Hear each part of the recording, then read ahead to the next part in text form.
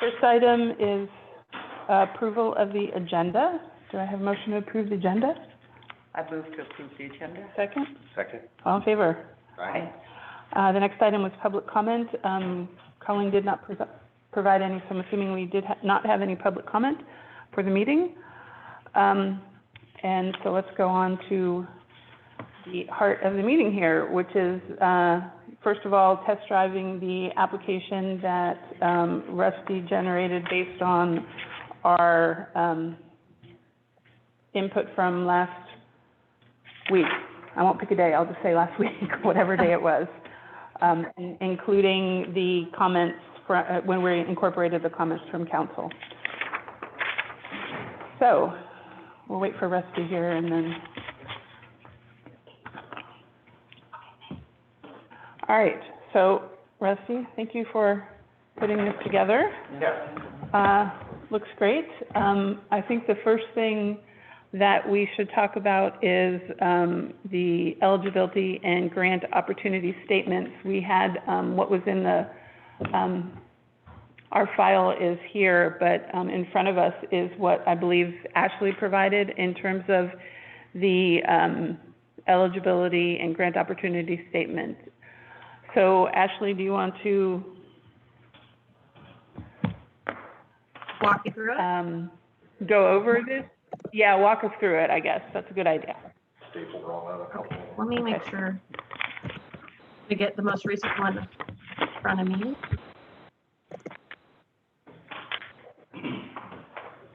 Yeah. Oops.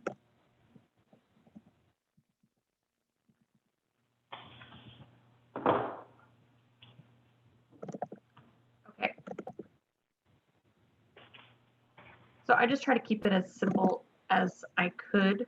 So I took your guys' original eligibility and grant statement and just try to streamline it. So, you know, what are the basic criteria? You have to be a tourist-related facility. You have to hold a business license with the City of Cannon Beach in the state of Oregon.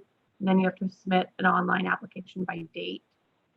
And then you know, you guys can provide me some feedback, but I tried to describe this in as simple terms as possible. So your business must be a tourist-related facility. Because this opportunity is funded using transient lodging tax dollars, applicants must establish they meet the following legal definition. Put the definition there. Stated differently, your business must be able to show that it has a brick and mortar location and that the brick and mortar location has a substantial purpose of directly supporting and serving tourists. And then, of course, defining tourists as those traveling from 50 miles away or more. Supporting and serving tourists could include drawing in visitors from outside the area or providing a good service desired, needed, or suited specifically for tourists. Some background, that language comes directly from the Attorney General opinion on this issue. So I wanted to include it, although it's not exactly the language I would have chosen. It definitely shows that we are attempting to meet what the only guiding document that we have, which is the Attorney General's opinion. So I took that language from there. Some ways you may be able to demonstrate your business supports tourism or accommodates tourist activities include, but are not limited to, showing the percentage of your revenue derived from customers from outside the North Coast.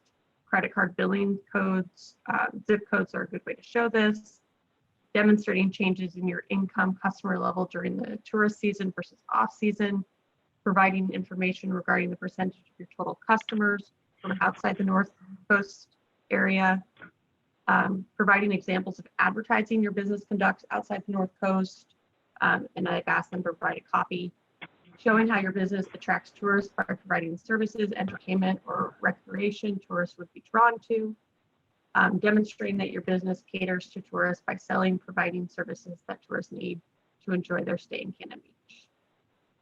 The city understands there are many ways to demonstrate a business meets the above standard, and the city is not requiring specific documentation to determine eligibility.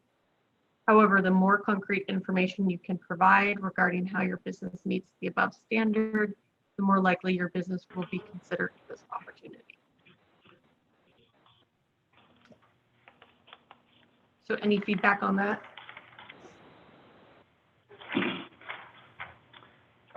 The only thing that jumps out right away is we have the May 6th date, and I'm looking at the one that Rusty has online, and we had said by 5 p.m. on that date. Right. Yeah. So we'll probably want to clarify that, for the application. Mm-hmm. You have it as just date on the form here. Yeah. So, and that, I realize that might change if this process takes a little longer to get going. Right. And I have a question, I'm not sure if this is the appropriate time for it, but, are we gonna require documentation for the, tourist-related activity, like a credit card statement, or? So, It do- well, I'd put it- doesn't. I do think that you should require some sort of showing. Again, how I put it here is just like, you need to be able to demonstrate you meet the standard, please do so in the most concrete way that you can. So we're not requiring credit card statements, but we are requiring them provide some documentation to support that they're a tourist-related facility. And I like the wording here. Where my concern comes in is making that assessment based on the documentation they provide. I'm uncomfortable with myself, and I don't know about the rest of the committee, about making that assessment, because we are really accepting a certain level of risk for the city in terms of somebody's documentation. I would like to have a better understanding of how council will either provide us guidance or them specifically be involved in determining if an applicant has actually met this criteria. That's where my concern lies, because I think and some of us here definitely have a different stance on particular types of businesses. I have that same concern. And then the question also becomes, is that a gateway question? If they don't provide that, are they completely out? Or, Yes. I mean, is that so the requirement to be involved at all in this? And I know in our efforts to try and make this simple and easy for people to apply, this is going to be a big hurdle in the time frame for that. You mean for them to apply? For them to, all along we had said we wanted them to just be something they could fill out in an hour, and I think this will extend that and make that much more difficult to meet a short application time frame. So, And that might be the case, but I think that we have to follow the guidance here and the direction that this whole program is taking. Is it started with TLT dollars, and because of that, there is this level of scrutiny that's required that maybe is in conflict with the let's do this fast as we can in terms of an application time frame. And I don't see a way to get around that. And I'm wondering what else besides credit card statements would help prove? I mean, what else could be used for documentation that a business would have? So that's why I provided that list of examples. Right.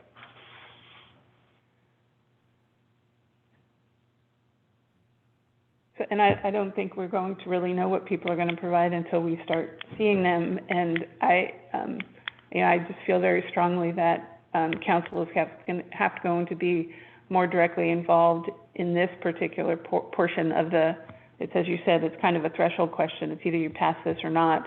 And if you don't get past this, you're not in the applicant pool anymore. And if you do get past this one, then we go through our other criteria that we establish later on. Is Bruce in the meeting yet? Nope. and that kind of brings up the question, if they provide other documentation that does show their tourism facility, but it's not on the list, then that becomes a question that we have to answer later.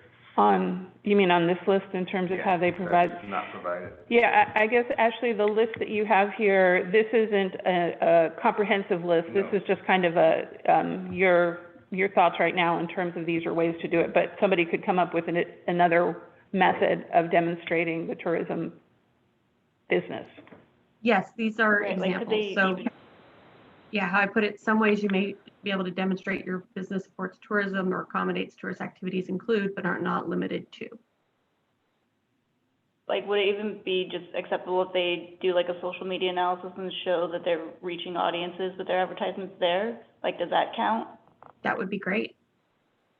I mean, that would So show it could that be- like, as long as those people are like outside of, your Hmm. North Coast area, you're showing that like you're advertising to people that are in Portland or Seattle, like that shows that you're not catering to Cannon Beach residents, that you're trying to get people from out of the area to come to Cannon Beach and visit your business. Okay. So I think that advertising portion, especially if you kind of expand on that a little bit, it could help people find accessible ways to do this. Well, and if you look at the second example, demonstrating changes in your income, you Mhm. could just do P&L statements Right. from different quarters to Right. show that. Right. Okay. I mean, I think this is a good set of examples that people can start with, and then if they have another idea that's more appropriate to their particular business, that they'll be able to provide that as well. And we can emphasize that too, this isn't the final language. We can say like, feel exactly the language you use. Feel free to provide examples that are more suitable or particular to your business type. That would be nice. Yeah, I think that would be Yeah. good to add that to this block somewhere, so folks know that they're not restricted to this list. And I mean, you do say that, but are not limited to, but let's Really emphasize it. really emphasize that. Maybe even bold. Yeah. But are not. Okay, how But are about not at the limited end, I put Yeah. in bold.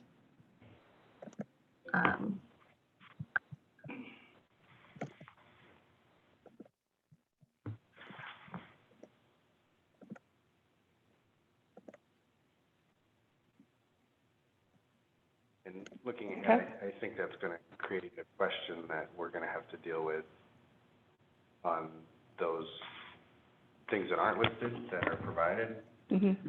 will be a question we have to answer, does that qualify or not? Right. And we may need assistance Yes.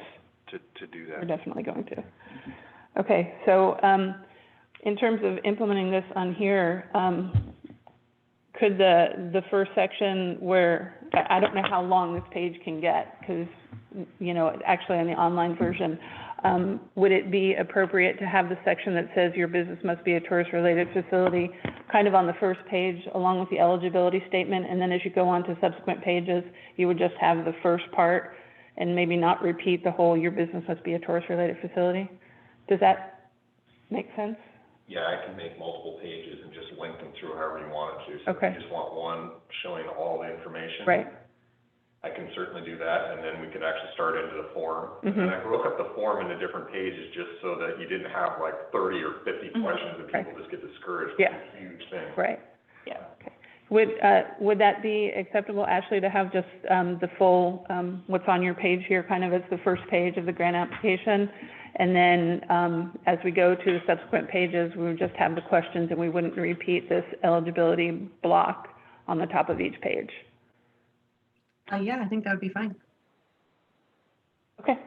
We also had a disclosure statement we were gonna put to the end. Oh, Does yeah. that need to be at the end, Ashley, or should that be on this page as well? Good point. It just has to be somewhere We need to sign where, it.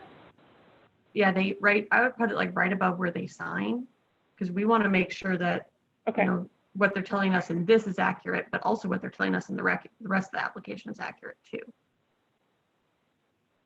okay. So a question on that then, if they're gonna sign this, how are they actually gonna do that? They just acknowledge it electronically, or are they gonna be sending something in? Is it acceptable to do an electronic acknowledgement, Ashley, or do we need a physical signature? I think it would Rusty, make would it this be a just like- required, Go on. No, go ahead. Are we talking about just like you would click a box basically saying that I acknowledge, that this is, all the information is accurate. I take, if anything's not accurate, I recognize the city of Cannon Beach will, seek to get the funds back, et cetera, et cetera. Is that what you're thinking, Rusty? Yes, and if you actually click through my form that I did, you can actually go to the very last one, and it's a required one where you have to hit yes. It basically says, this is all true information. Okay, Okay, so it's at the let end. me take a look. I'm advancing through it right now.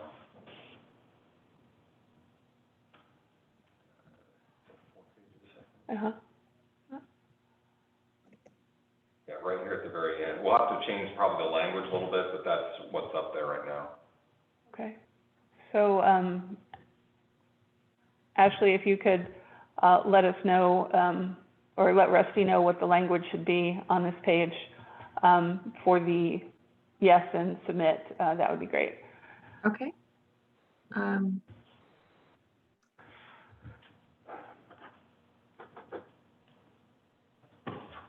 This is pretty good. I will, let me think about it, but I should definitely have some language to you by Okay. really soon after this meeting. Okay. So we know we'll have, that updated based on what Ashley provided, and then on the first page, we'll have the page that Ashley provided here with the addition that Jim mentioned about the date and the time, and we'll figure out later today, or later in the meeting if the date is the date that we were anticipating, and then, in some way highlighting the but are not limited to. Any other comments on the eligibility statement? All right, we'll come back to the criteria and how we assess it after we kind of go through the form. So can we go back to, I'll wait till Rusty is finished noting there, and if we can go back to the beginning, and we'll see if anyone has any comments on the specifics of the form.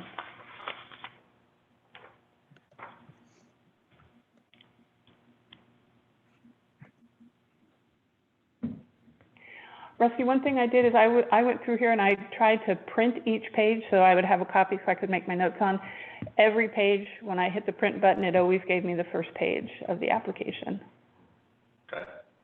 I don't know if anybody will do that, but I'm thinking maybe when they fill their page in, they might want to print it. We wanted to put a printable copy too, for people who want Yeah. to do paper. Yeah. We'll have to figure that one out. But, okay, so is this the first page? Okay, so did anybody have any comments on this page? I haven't reviewed this yet, so. Okay, well, let's go through it then. Yeah. So we've got the business name, the business address, and as it's noted, a physical location, the owner name, owner address, email, and phone number. This is pretty simple identifying information. The ownership start date, where we're able to put in the month and the year. The business license number, the state of Oregon registry number, and the nonprofit IRS determination letter if applicable. So, and then there's a choose file box, which I assume that they would be able to click on that and they would be able to navigate to wherever upload the file. And then the commercial lease or mortgage payments, the average combined monthly utility bills, and the industry type. The comment that I had on the industry type, is there a way that if they select other, we could allow them to identify what they consider their business to be, since we kind of took out all those other? Did we want them to Okay. specify what the utility bills include, or just let them? I think we should, I was wondering if we should have a definition. Yeah, and I don't know if we should specify like internet, and so that, okay, people are kind of being standardizing. okay, so what do we want to put under there? So we'd have electricity, water, natural gas, telephone, internet, garbage.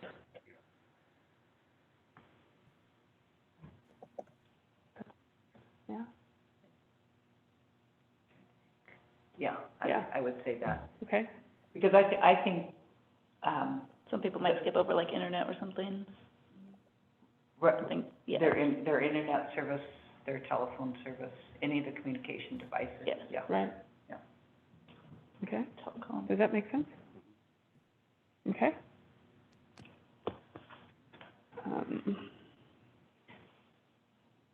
Okay.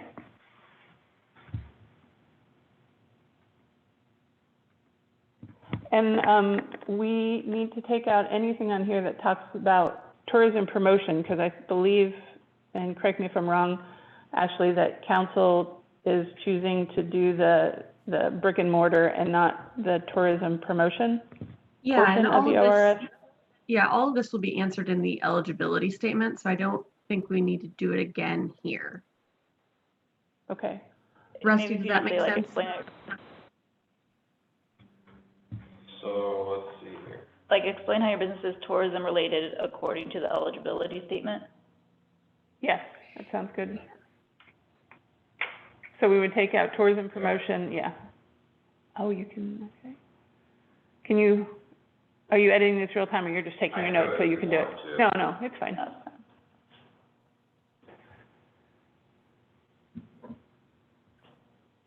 And this one also gives the opportunity for them to attach, documentation, and we'll take out tourism promotion one as well.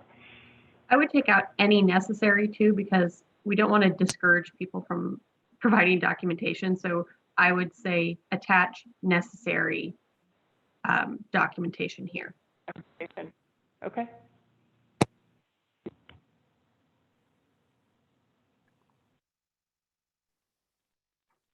And will they be able to attach multiple files, Rusty, or it will be a single file that they can attach? Should be able to do to multiple, but I haven't tested that yet. Okay.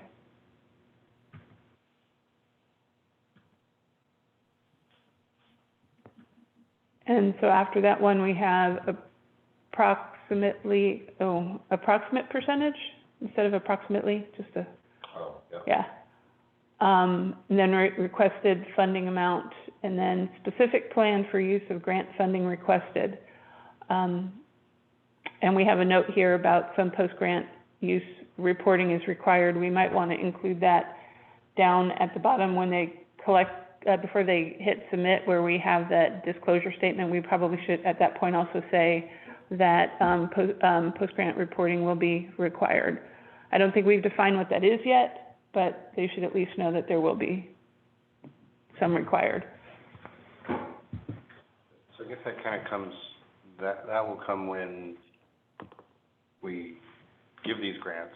There's gonna be, well, the process of that, do they, like when we do it for the Tourism and Arts Fund, we come in and then we have a contract we sign that has the requirements of reporting. And yeah. And that's gonna be a process that is Is- handled internally of how those are paid out and Right. required to be reported, so. I think that's a good That's point. So this is Some the staff- Go ahead, Ashley. Yeah, so this is the application. I like what Jim's saying. We're also going to have to get once we award the grants, have a grant agreement that will talk about, how they're going to use the funds, reporting requirements, those sort of things. So let's keep that on our radar. Yeah, I had that, on the, I'd call it the ongoing agenda of things that we're gonna need to talk about in one of the future meetings, about how that whole process works, how they get the money and how they report on it. So we'll make sure that stays on our agenda Okay. for future. All right. Okay, so requested funding amount, we can pass that already. The average FTE employment in 2019 rounded to the nearest whole number. For this one, do we want to provide a link, the same link that they had on the Seaside one? Yep. So do we have that, from the Seaside? I think we probably have that from the Seaside papers. Yeah, we have a printout somewhere. They don't have it up online anymore. I think I have it somewhere too.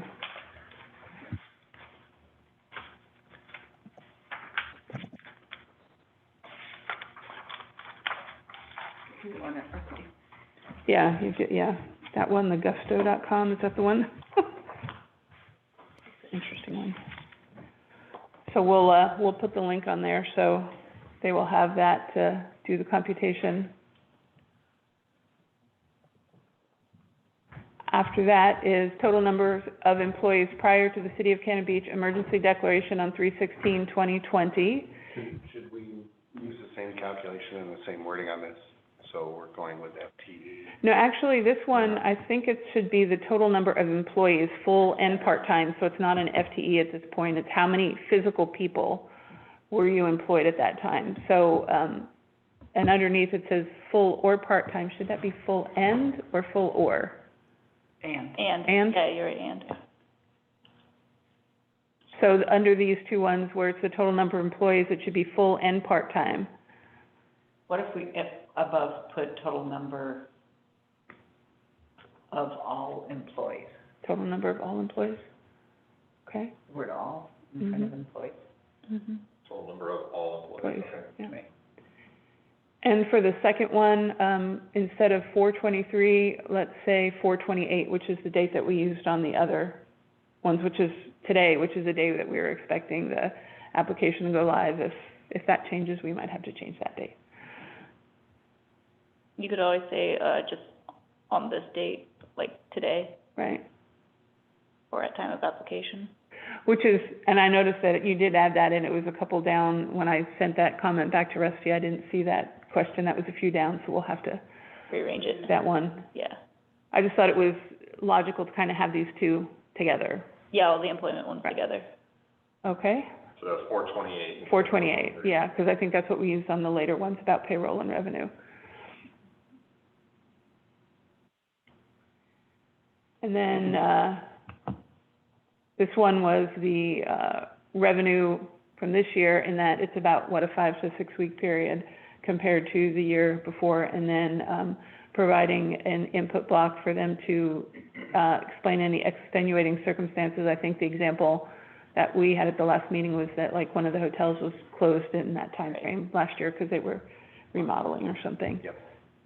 Same thing on the date on this one. Yes, And the- Those should match, right? yes. Yeah, that's what I was thinking. Not the ones in 2019. No, not the 19 ones, because they're based on number of days. So the 2020 numbers, so the first part of that says 4/28. Yeah, that's actually good. So That one's correct. those are right, yeah. So the other ones, I think what you just found, the same time period in the. Based on you're week number. right. Oh, Yeah, okay, number, right. okay. Yeah, and so they're the equal number of days. right. Okay. And it was basically the, you know, the same time frame, just the Mhm. different beginning of the week or something, Yeah, exactly. okay? Does anyone have any other comments on that page?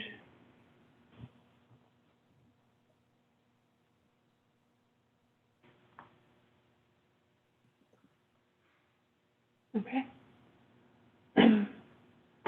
So this is the same question, or the same time frame for payroll costs and an opportunity to provide any extenuating circumstances.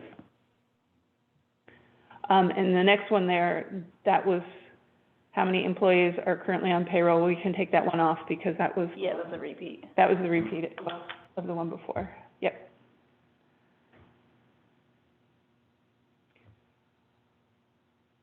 And then the rest of them are kind of all the essay questions, and some of them might have overlap with some of the objective questions that we've already asked them.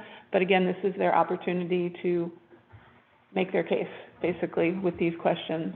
What were your employment changes? What were your specific operation changes? What effect did COVID-19 have on your business? Impact on your employees? Is there a limit to the number of? Characters? Characters? I don't think so, but I'll verify that. The only one that was removed from our previous one was the one about asking about specific grants, which the council requested that not be on here. But these are the remainder of the questions, just input boxes where the applicant can, detail what they need to make their case.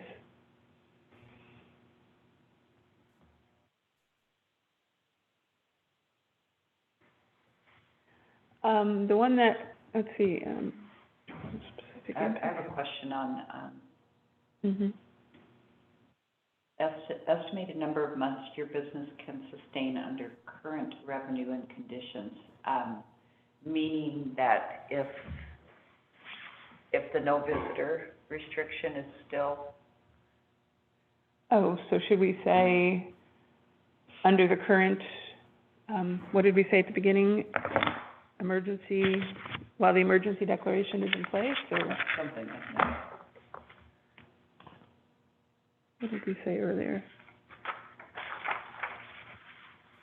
While the City of Cannon Beach emergency declaration is in place? Yeah. Yeah, they'll Okay with- probably end up considering it as a visitor restriction though. I don't think, they entirely separate those out in their minds. They happen so close to each other and their tourist industries are impacted severely by that. So should it say the emergency declaration and visitor? I'm not sure. I mean, we do mention the emergency declaration as a date, but we talk about the effects of COVID-19 restrictions Mm-hmm, in another one, which would include the visitor restriction. mm-hmm. But then my question is on the next one. Yeah. And so, I mean, I think there's some businesses in town that, don't know what the current conditions are. right, so do we consider mean, those current conditions being just the emergency declaration or the whole package of everything I related to think the whole COVID-19? I think it's the whole package. Yeah. So the emergency declaration and visitor restrictions. I would say that kind of that whole idea of this is we don't know we're coming out of this yet. Right. And so we want to know how long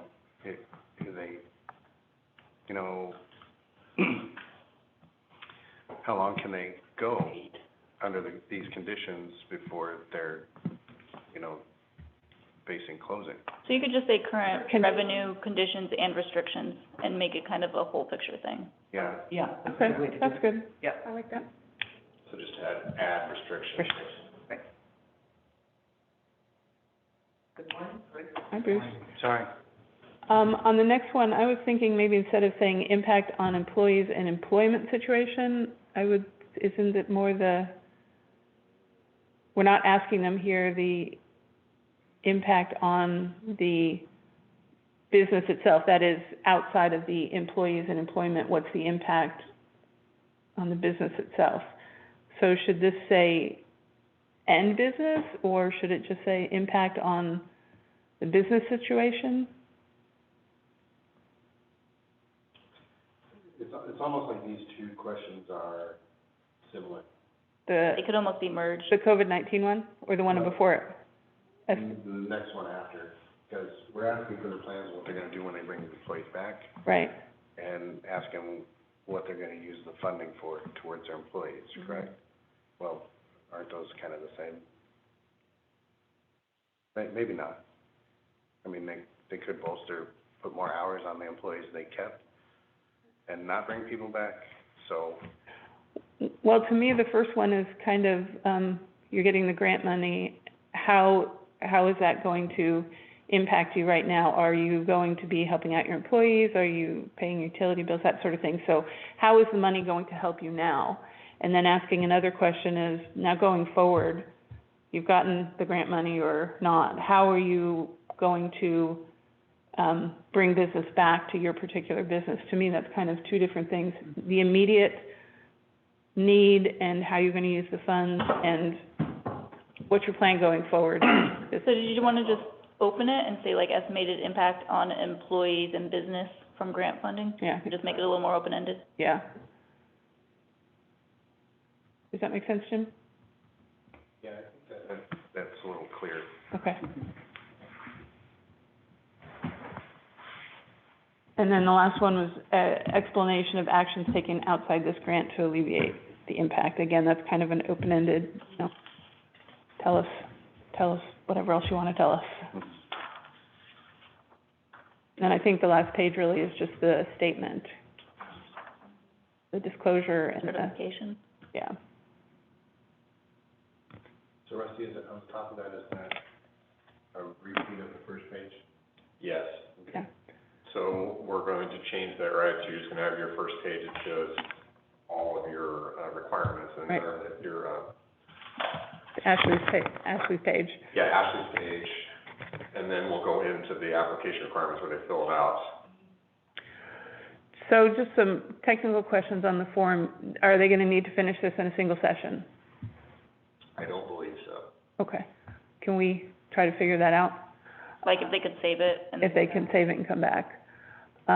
When they hit submit, will the applicant get some sort of notification that, you know, the data has been transferred to wherever it goes? It should give you a submittal form, page, but I'll verify that. Okay. Can that also include an email to them? I'll look and see if that option is in there, yeah. And if not, we can, you know, at least advise them, you know, take a hard copy of the page, you know, just for their, and I'm sure they've got that in their brain already anyway, but just so that, they have the verification that they submitted the application. Well, I know a lot of businesses have been frustrated with various, options where they've gone through the process, they've applied, and they hear nothing back. So I just wanna make sure Yeah. that they hear, we got your application. Right. And if we can't do it via the, this tool, could there be something like every day at close of business that, since we have all their emails, that like an email, like a blind CC email could be sent out to everyone who, submitted that day so that they know that that the application has been received and the data is in the system? I just want them to be comfortable that It's gonna get reviewed. that it's gonna get reviewed, that we have the information and they don't have to worry about not, you know, not being in the queue there. And my hope is if it saves it and they can log back in and do that through the submittal process, then if there's an error or a mistake or something happens in the process, then that eliminates that their information will be lost and they have to start all over, because that's another frustration that people have faced. So if that, through the system, can be avoided. I'll look into that one might be more difficult. It could help if you just put like a PDF that they can download from their application that you, and we can say, we recommend you look through this to gather all your information. So they're not going through the process, click the next page, and then they're like, oh, I need to go look this up for a while, it's gonna take me some time. Right. Or a list of the items that they'll need to collect before they go to filling it out. Right, maybe on this first page where we have the eligibility, if it is possible to do sort of like a PDF version of here are all the questions, so that they, as you said, that they could gather all that information. Yeah, and we just, say like, we suggest, or some other word along those lines, that you look through the application to gather any pertinent material. Yeah, here's a PDF of the questions, Mhm. so that you can Before applying, yeah. prepare the Prepare. information before applying. We're not using the internal mics. So, again, a technical question. Once somebody hits submit, where does the data go? It goes into a, spreadsheet that's on our web server. Okay. So I can export out the data into a table format, Mhm. whatever you guys want. Mhm. I can also have it notify a staff member something that something's been submitted if we want to go to email address or whatever. Mhm. Okay. Would it be helpful at the top of each of the pages just to have that 302,000, so that people are Thinking of it every time? thinking, you know,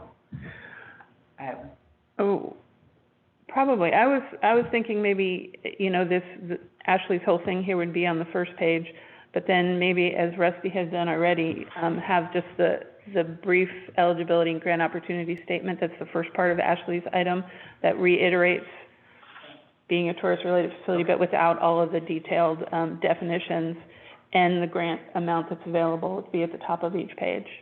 that'd be nice. So the first statement that she has, and then the grant funds amount. Right, yeah, so the first block before your business must be a tourist-related facility. Right, and that way they'll see the, application deadline date on every page they're looking at and the total amount.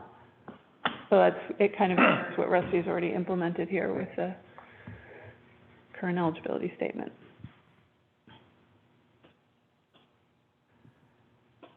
So I think when we started this discussion and we were talking about that we would be going live with this by the close of business today, Ashley, I had the sense that you were, you had some comments on that, and Bruce is in the room now, so is that something that we need to go back to and discuss? Yes, can you hear me? Yep. Okay. Yeah, so I'm looking at the proposed timeline, and I guess I had interpreted it differently. So what we had for today was the Business Relief Committee to review council feedback and application and determine how criteria will be rated to score. And then it said applications go out after the meeting. So my concern right now is that all council has done is formed this committee. We haven't delegated any authority to this committee to, you know, issue or issue the application or anything like that. How the ordinance for Thursday or Wednesday is drafted is that the City of Cannon Beach will adopt criteria and guidelines for the business assistance program via resolution. So I guess how I had envisioned it is that today we were going to finish the business assistance criteria and guidelines, which sounds like that we have done. And then I was going to take that information and put it into a resolution for council to adopt at the same time they adopt this ordinance. So Bruce, I'm kind of looking to you for some guidance on this. You know, my concern is that we would put something out and then, you know, we're presupposing that it's going to be passed by council. I think, you know, because we've involved council, we have a good idea, you know, with the direction that they're going, but there's still a chance that, you know, it will not pass. And so I'm concerned about, you know, issuing the applications before we have that authority from council. Yeah, I think what happened there's two things going on. One is that we had proposed a schedule, excuse me, that had certain timeframes in it, and then the ordinance that's being written has a different set. So to my mind, I thought that the council had generally agreed, but because they want to take responsibility for the process, I think it's okay to wait one more day to let them go ahead and approve that. So that would be my recommendation, especially since it's what's being proposed. Okay. And it's just a day. I mean, yeah. No, go ahead, Ashley. Yeah, I think what we've done today is great. So essentially what I'm going to do as soon as Rusty gets, Rusty, if you could get the final draft of this essentially online, I'll just take a PDF copy of it and draft the resolution and have this attached. The one thing we haven't talked about is the process. Maybe we did with the council, but I'll put it so I know so I can put it in the resolution, is that this committee is going to receive all of the applications and then make recommendations to council, and then council will be the ones that officially award. Is that how you guys envision? That is, I think, based on our discussion at the beginning of the meeting, and I don't know how we're going to end up handling this, is that I don't think any of us were comfortable with necessarily the percentage of the business or the documentation of how somebody is going to demonstrate their business is substantially tourism related. I don't think that came out. It came out a long way, but I think we're going to need some guidance from council on that threshold criteria. Okay, and one of the ways we can do that is that, you know, I can make recommendations as well. If, you know, I think the application meets the criteria. But I do think it makes sense for this group to, you know, it's relatively common for a group like this to make a recommendation about applying a legal standard to council. You know, the planning commission does it pretty often when they take a look at, you know, the code criteria and apply the code criteria to an application. So it's, Bruce, you can correct me if you feel differently, but I do think it's the council will expect that you at least make a recommendation on whether or not the facilities have made a decent showing that they are substantially tourist related. I mean, we could face this is all gonna depend on the applications themselves. Mhm. We could face a situation where everybody clearly fits, and it's not a question, where most of them fit, and the ones that are questionable, then we can discuss and see which ones we think may or may not have meet that criteria. And if we're still undecided, then I think that goes to the council to make the decision. And maybe as we move on in the meeting and discuss more about the criteria and how we're going to evaluate the applications, maybe we'll get a better sense of that. But would you need that information in order to finish the work that you need to for the ordinance, Ashley? Or is just that top-level process that you outlined, that the committee would provide a recommendation for council and then they would make the decision? Is that adequate for moving forward with the ordinance? Yeah, and then in the resolution, we can also have council, delegate authority to this committee to develop, a criteria or develop a system for applying that. Okay. And I think our intent today was to try to put our ideas together on those criteria and present those to council tomorrow with the hope that we would get the feedback from them to come back and meet again on Thursday to refine those criteria based on council input. Okay.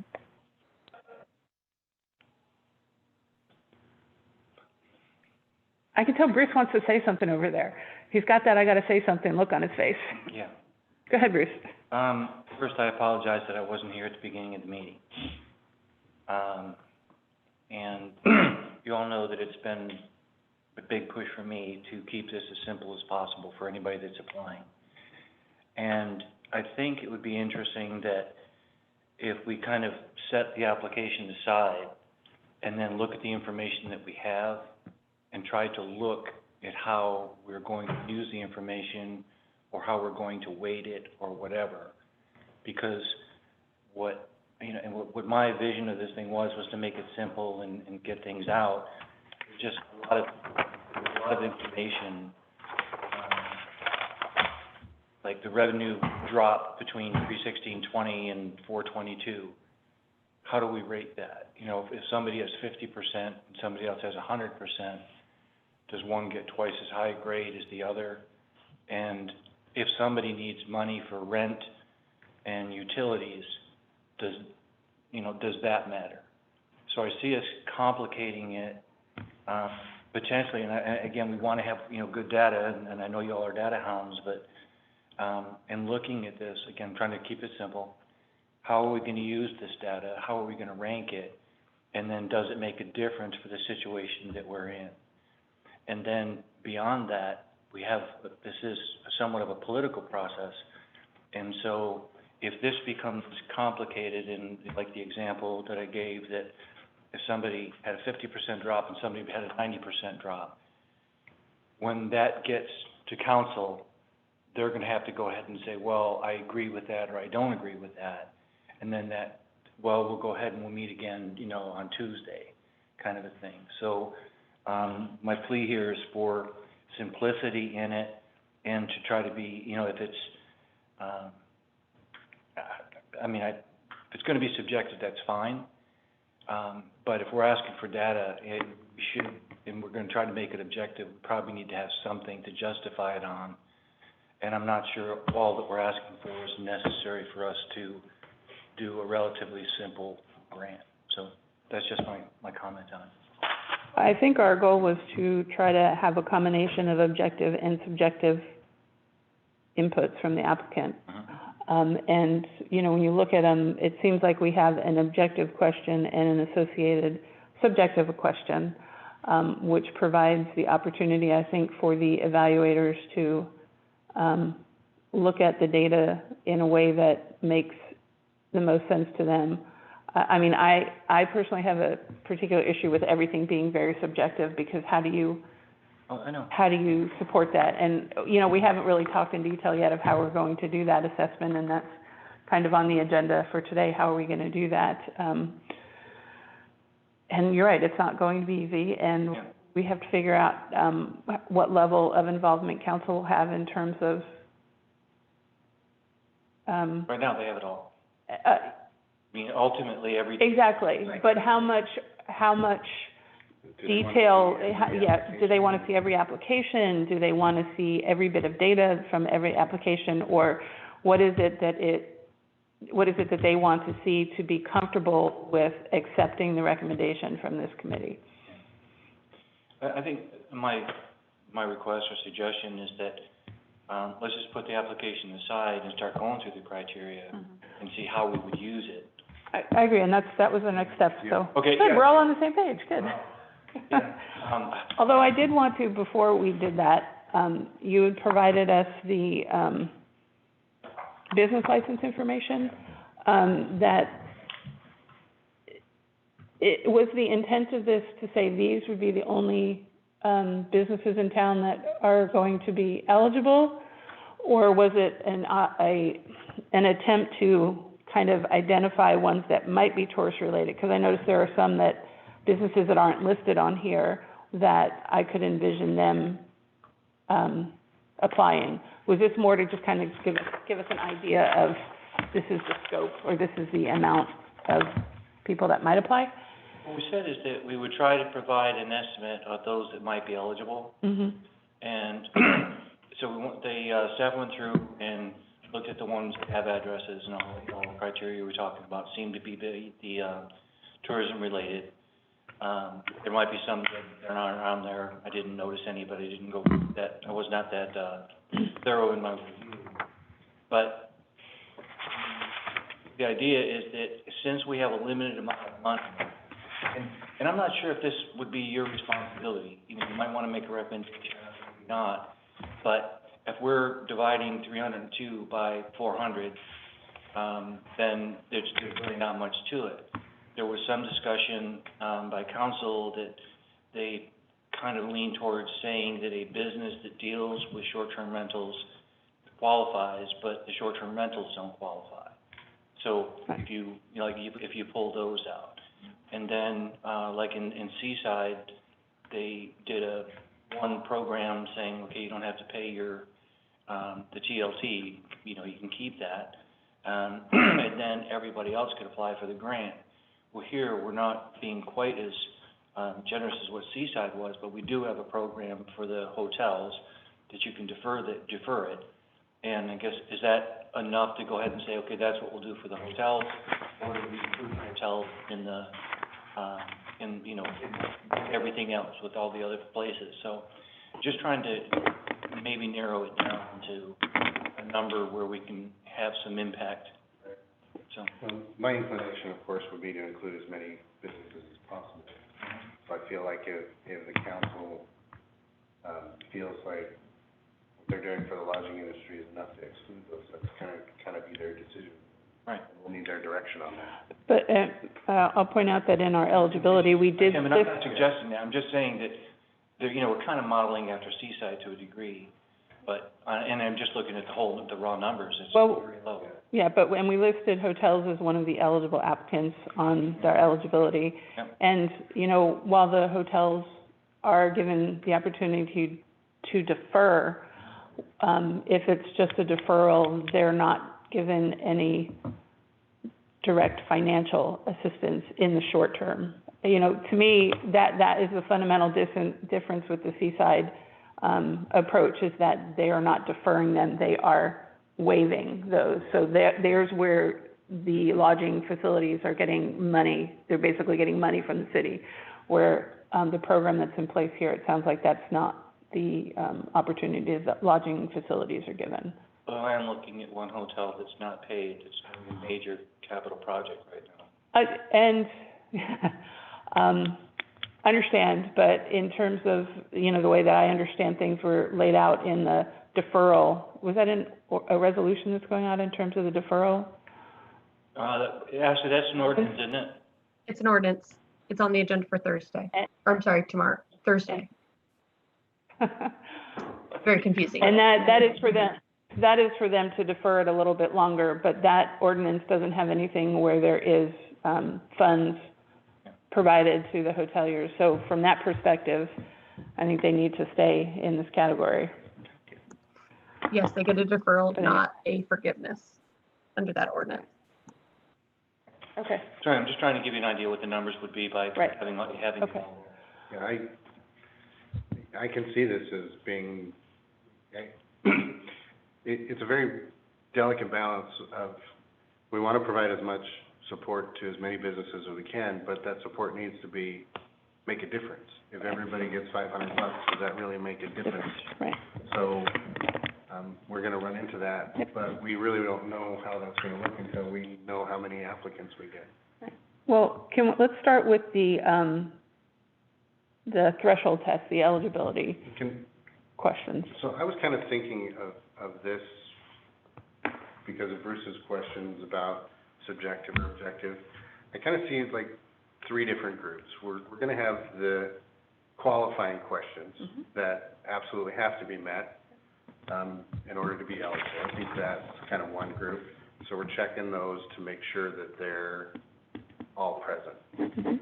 Then there becomes the data-driven portion where there's specific numbers that I hope will identify what each business's needs are from this grant. And then we get to the subjective ones. So I think in my mind, those are three different groups that will be weighted specifically to those groups. And so we just need to identify which questions are in which group. And then we can rate each question individually, or we could rate those groups together. That's something for us to figure out. But I'm hoping that we're gonna lean more on the data and the need rather than the heartfelt tug of the stories. But certainly that information needs to be there because there will be questions that come out of that, and that's where the subjective ones will help determine, I think, how we move forward. Yeah, if I could make a suggestion, I pretty much wrote out exactly what Jim just described, where I see these questions all fall into three base categories. Easiest one is eligibility. That's binary. You all agree that the business is eligible or not based on the questions. And some of them are super straightforward, like, yes, they provided a business license. The one that's the only more difficult one is what you've already discussed, is how they proved that they're tourism related. But it's still a binary situation. And so that's the first one. You don't if they're ineligible, you don't even really need to go into the rest. And then the second one is measuring need. So that's where we get all of our data questions that we asked about, the costs that they're facing, the loss of revenue, all those type of questions you can box into there, and then you can score that category as a whole, or you can score individual questions of that and take an average to be your total score for that category.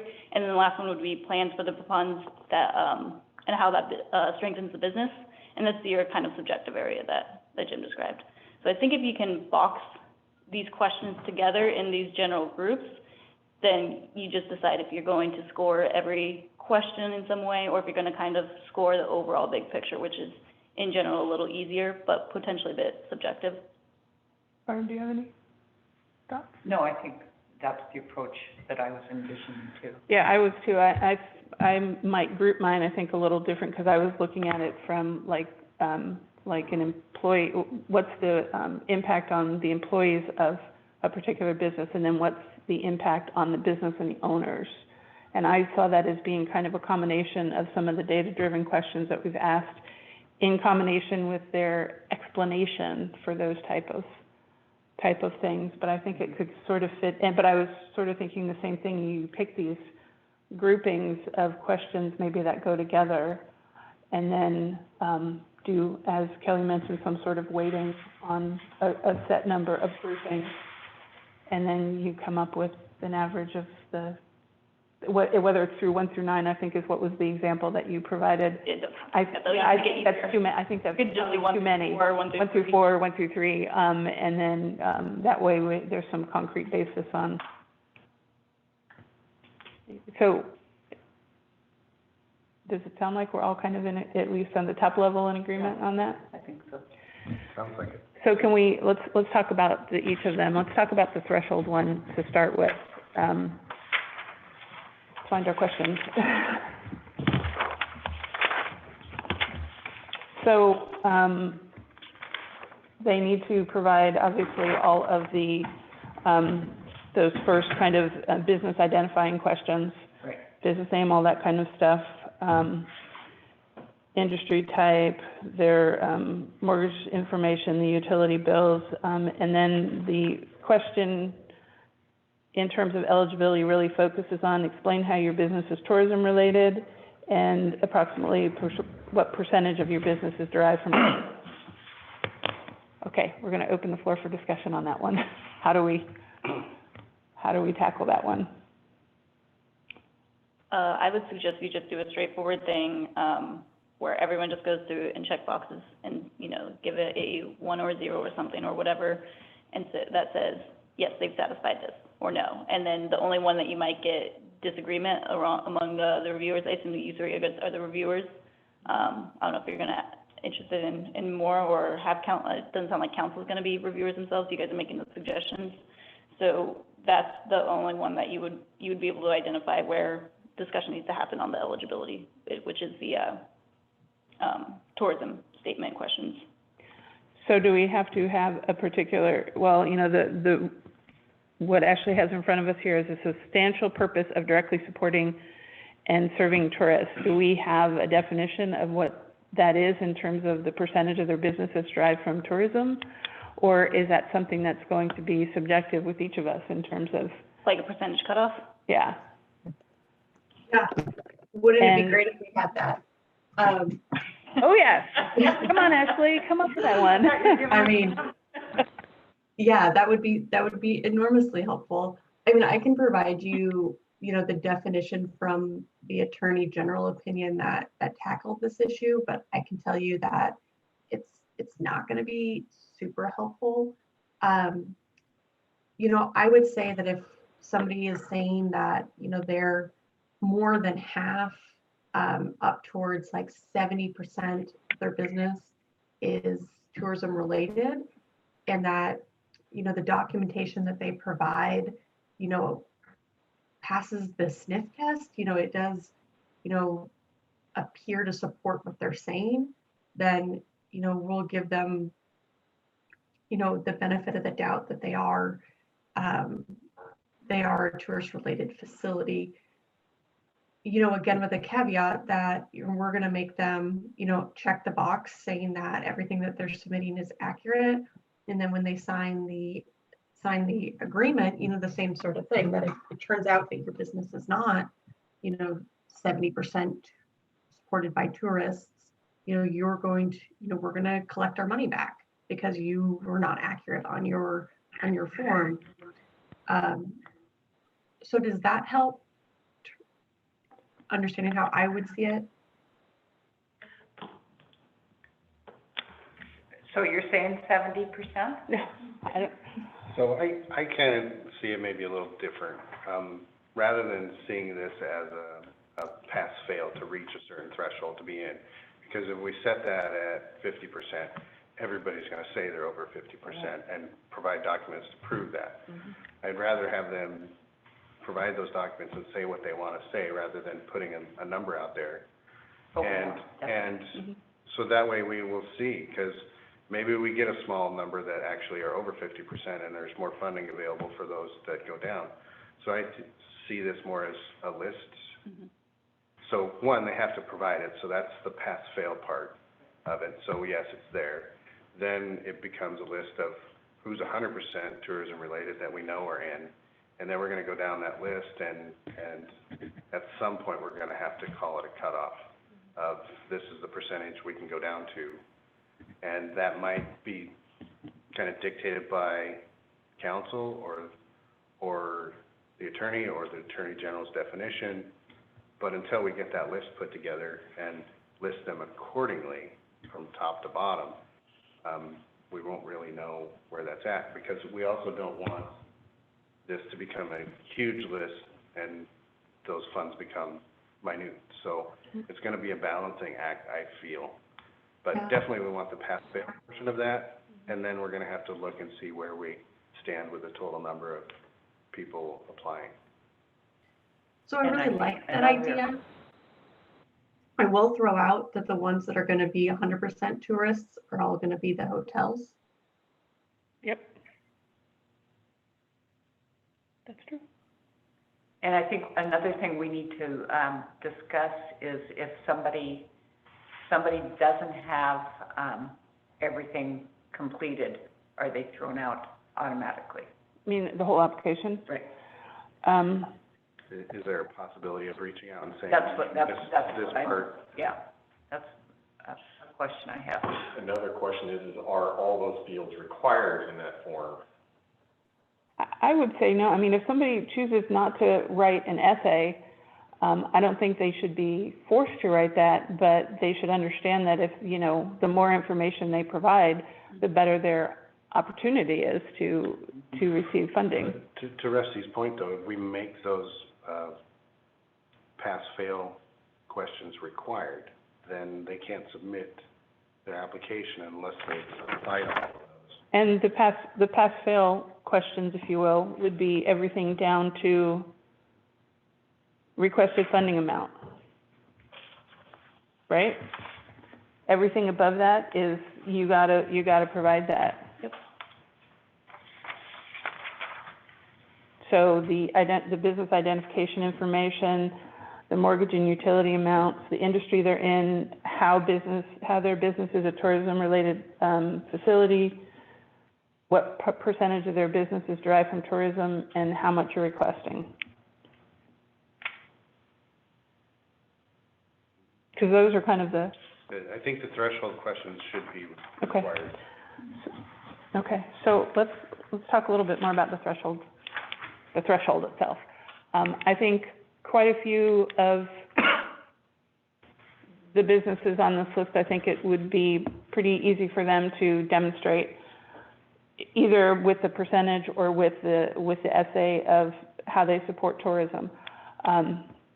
My concern starts getting into those businesses that are not solely brick and mortar business establishments. They are also partially homes, whether it be a home-based business or, and I know we're going to disagree with this one, Jim, short-term rental. My inclination on those would be that, well, it's somebody's home, that they're getting some sort of business function out of it, and I wouldn't see that fitting this definition. I know you guys might have a different thought on that one, but those are the ones that I think are going to be difficult. So I think, if I can make a suggestion, instead of trying to predict, without having the applications of where these difficulties are, what you can do is every person rates their eligibility on these statements and say they agree or disagree, that they're eligible, and if there is ever disagreement among the group on a particular application, discuss it. Well, On that basis. but if we can't resolve that, I think, to me, the eligibility has to be, from this group, has to be unanimous for us to say, yes, they are on the list. If it's not unanimous, then that has to be something that council has to weigh in on, those ones that are not unanimous decisions among the reviewers. Yeah, you would expect, your recommendations to council would have to be all unanimous agreement. If there's any that you don't, you essentially add another reviewer by adding council. Mm-hmm. I thought council said it would just be the property management people, that it wouldn't be the short-term rentals. I thought that, I heard that as well. Yeah. But I think that's a clarifying question we need to ask them tomorrow. Yeah. And we need to be careful of that too, because, my opinion is the vacation properties are solely there for tourists because locals don't use them. They paid TLT funds, they actually paid into this fund to create it, and then we're trying to exclude them when we're doing this. I think that's a legal question that the council needs to consider. Mm-hmm. And if we're using this definition to exclude the short-term rental, then you look at the service industry where we have a massage therapist that works out of her home that deals with visitors and locals, kind of fits under those same definitions of working out of their home, providing service to visitors, that we may be excluding because we're excluding this function and it's similar. And those are probably the businesses that are gonna need this support and help. And so I'm concerned that we might be excluding some of the very businesses we're trying to help. I would rather accept those applications and for us to kind of sort through them. Well, But we're gonna need guidance for sure. I think we need guidance, and I think that's another good reason to wait until after the meeting tomorrow, because we should have that guidance before the application goes out, so that if council is not willing to accept that risk, and it is their decision, that we don't put hope into those folks that council is not, willing to, expand or include in the definitions that are required for this money. Yes. Okay. Great. But then, once we get that direction from them in terms of the eligibility, if everyone is in agreement on the eligibility, it goes for the recommendations. If there's a disagreement, if we're not unanimous, then we're gonna have to have council weigh in on the disagreement on the eligibility. Yeah. Yeah. Okay. I think that's really the only way it can work. Yeah. Mhm. Yeah. Does that sound, Ashley, do you see any issues with the, with what we were suggesting there? No, I don't. Okay, great. So can you clarify with me where the threshold ends? Is it after requested funding amount? I would say so. Do you have if you have another suggestion, No, I just want to make sure. I agree with that. Just wanted to- should it include in there the specific plans for the grant funding? Well, that's only, One that you want to include that one? yeah, I do. Okay. So you got that, Rusty, everything down to specific plans for use of grant funding should be a required input. Should we make it a required input on the form? Right. That would Other be a than kind, the IRS letter of determination. yes, other than the IRS letter of determination, that one, because everyone won't need to do that. Right. Thank you for that. So are you all working from this form or are you written? It's the one, Yeah, no, this one, we're working from this one, which was the last email. Right, that's what, yeah, all right. Yeah. And we had a couple of minor modifications that Rusty has taken down for, was that sent today? Because I don't have that one either.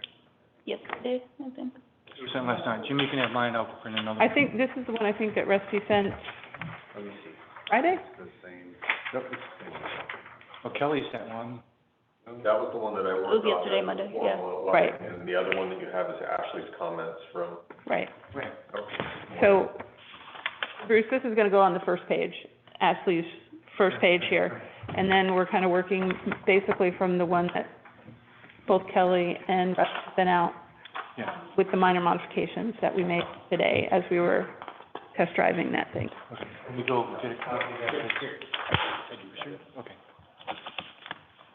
Okay, so after the eligibility part, Sorry, Carolyn, if I can, because I'm gonna try to write the staff report, so I wanna get as many of these notes as possible. On this, are you saying all of these are required? at the threshold? Where's the threshold stop on this list? Or are we not going from this list? The threshold stops at specific plans for use of grant funding requested. Basically, that's the threshold test. And with Rusty being able to make all of these fields required inputs except for the IRS determination letter, we won't have somebody not fill in the required information.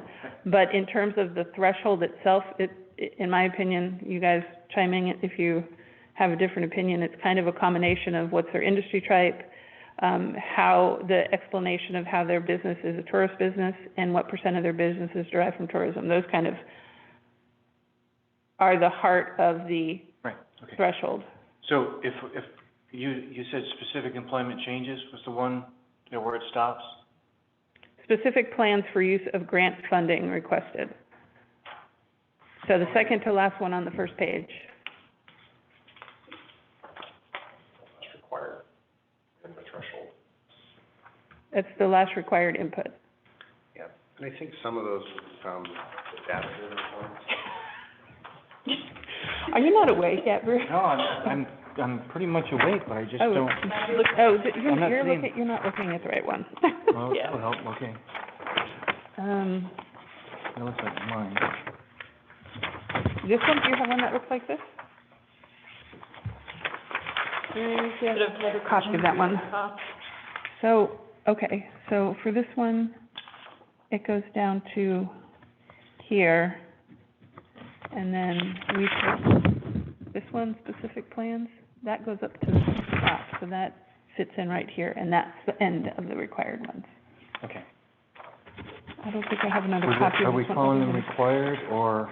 We're making them required. We're making them a required input To on, ensure that everybody fills out those questions. all of mine have Could scratch. I take a step back actually and ask, a bigger question about this? Are you guys going to be blind reviewers? Know identifying information from the business, or are you going to know the businesses? I've already said I suggest you go for a blind approach to try to remove bias. And we could do that. The staff could filter everything and just only provide you for information, and we could basically say, yes, they've provided the address, name, and all that information, but here's the tourism-related aspect. Or do you want to see the full application? I like that idea, but I'm, given the fact that we know these businesses pretty well, I think that'll become evident that who they are in their questions and their answers.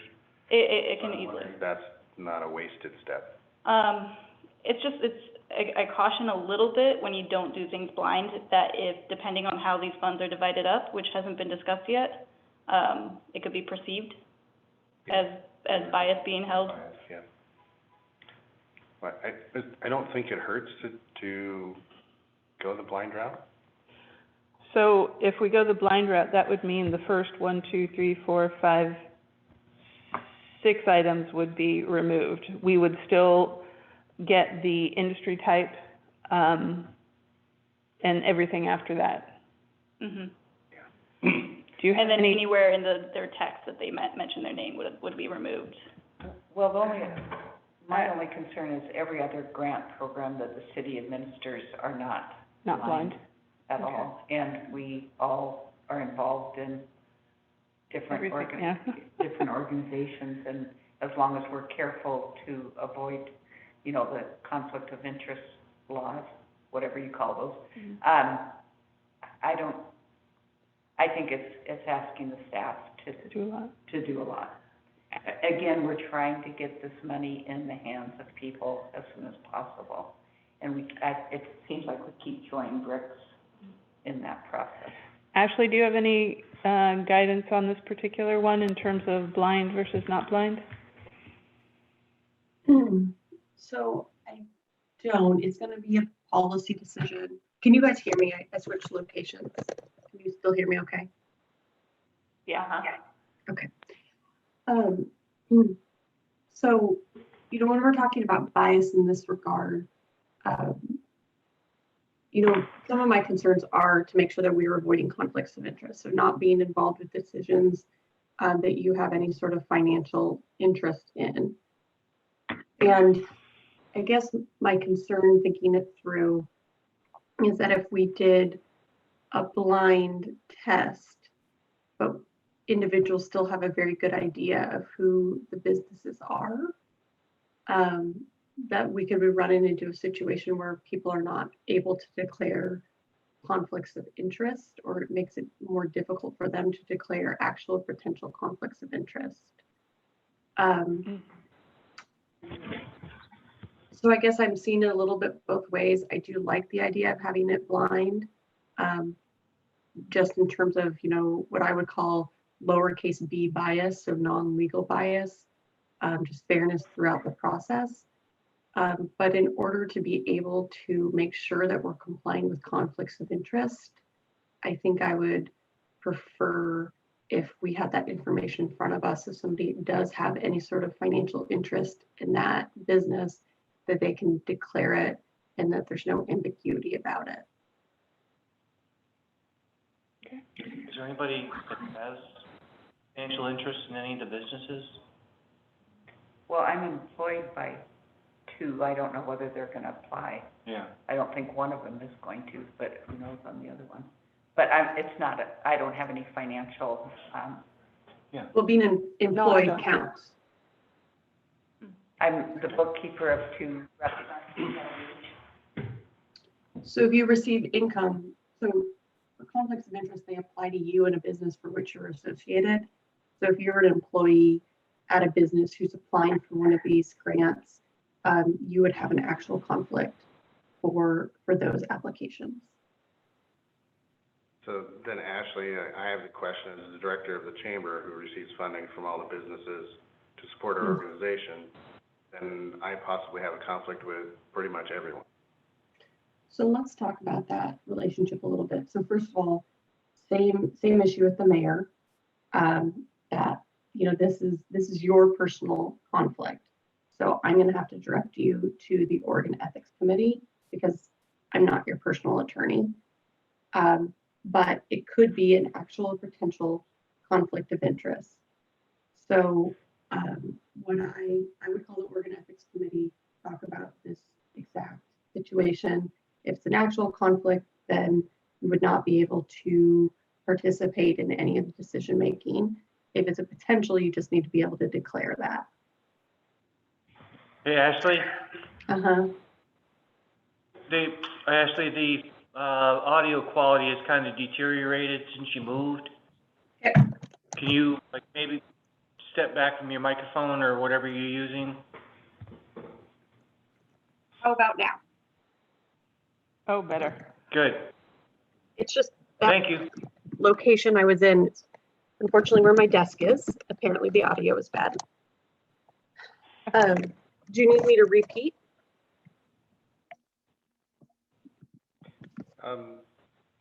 Yeah, probably would be better. Please.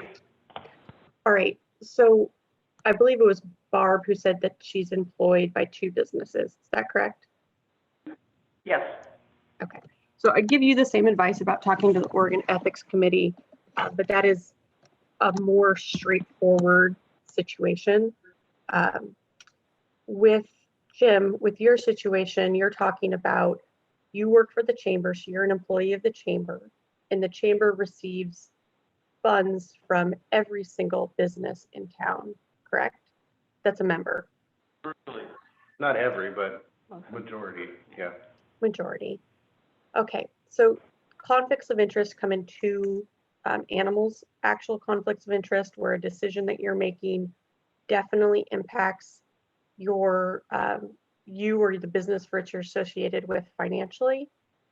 As an actual conflict of interest, you cannot participate at all. Or a potential, which is if the decision that you're going to make could impact you or a business for which you're associated with financially. Your situation is less straightforward, and so what I would suggest that you do is contact the Oregon Ethics Commission, and I can provide you that information and ask them, you know, their opinion on this situation. Because I'm the attorney for the city of Cannon Beach, I can't provide you legal advice in your personal capacity.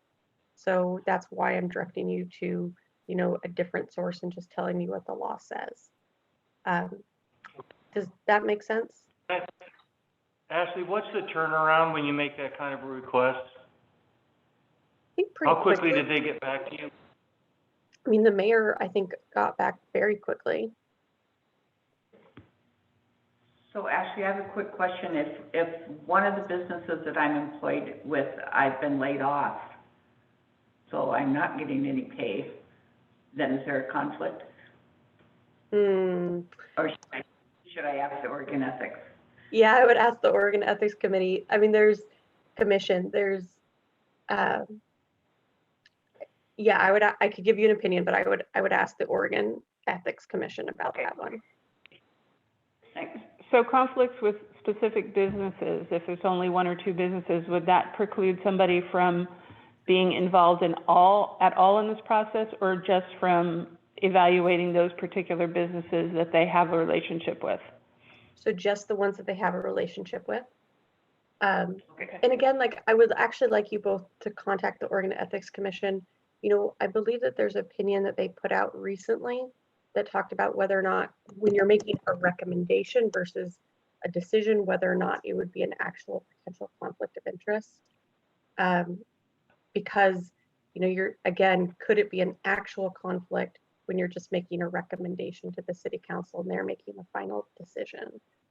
So I believe the Oregon Ethics Commission issued an opinion on that relatively recently and found that if you are not making the final decision, it's always going to be a potential conflict of interest. But again, I can't give you legal advice on that issue. All right. So you'll send us the contact information? I am doing it as we speak. Okay, thank you very much. All right.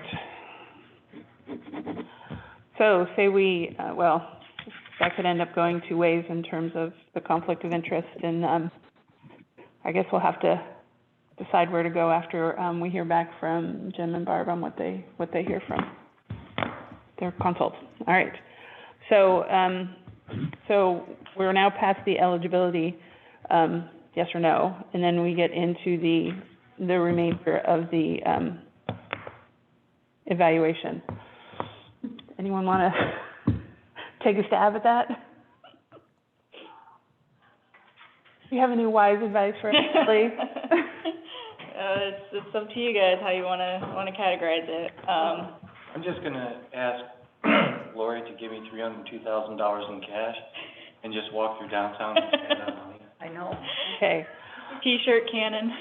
$100 bills in the t-shirt. So we kind of talked about groupings, kind of 2 or 3 groupings, and to provide like a rating for each of them. And your suggestion, Kelly, was maybe like a rating from like 1 to 4. We don't need to do like a 1 to 9. That's pretty. No, you can make it as simple as you need it to be. And, I'd say you just categorize these ones as if you're kind of looking for just the data-driven and using data to drive need, and just call it those, and let the fill-in answer to the last category. Choose what kind of grading system you would wanna approach that with. Okay, so the categories, like a data-driven score. What do I call the other one? I don't want to call it. I wrote plans for funds to strengthen business, Plan for funds. or anything along those lines. Maybe strengthening business, or,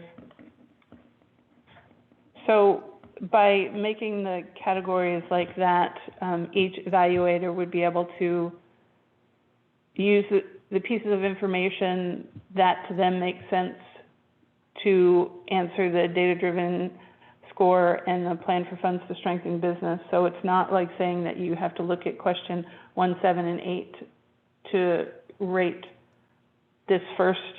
yeah, it's much easier to kind of synthesize the entire category as a whole, and just review it as one category, and then, as a reviewer, provide your score, and then you take the average of all of yours together, or discuss it further. Okay, so does anyone else have any other, what we call these evaluation criteria? So we have 2 there. I think maybe having more than 2 would, might be advantageous.